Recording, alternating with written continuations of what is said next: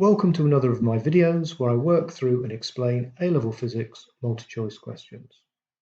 If you want to try to find the answer to this question yourself, pause the video now. If you got the answer C, well done. If you'd like to hear my explanation of how I found the answer, please continue watching. So an object of mass m moves in a circle of radius r. It completes n revolutions every second. What is the kinetic energy of the object? Good starting point to find the answer to this question or these types of questions is to write down an equation you know. And we know that the kinetic energy of any object is equal to a half multiplied by its mass multiplied by its velocity squared. And if I now look at that equation and compare it to the possible answers, I can see that yes, there's mass in each of the possible answers, but there's no value for V in there. So I'm going to have to find value in terms of R and N and pi. Well, what's going on with this object? We've got an object and it's rotating in a circle of radius R. So I could find its velocity by thinking how far it has to travel. It has to travel one complete circumference, so a distance of 2 pi r.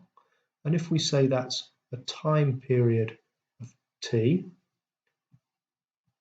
then its velocity is equal to the distance it travels, 2 pi r, divided by the time period, the time it takes for one complete oscillation.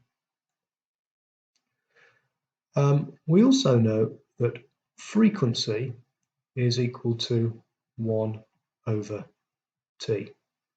So I can say that the velocity is equal to 2 pi rf.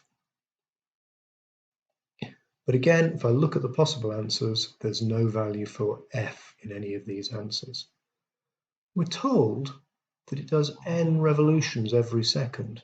Well, n revolutions every second, that's n periods every second, that is the frequency. So n is equal to the frequency. So I can take this equation and I can say that the velocity is equal to 2 pi r n.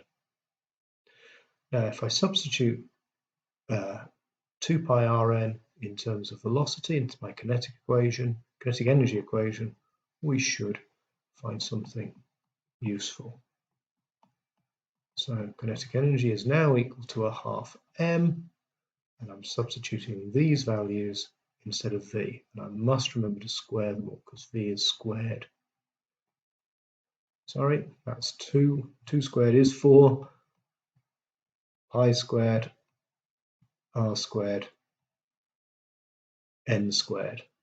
I can divide the 4 by 2, which is going to give me 2 mass pi squared, r squared, n squared. Answer C. If you found this video useful, please press the like button. All comments will be welcome. I hope you'll share and watch more of these in the series.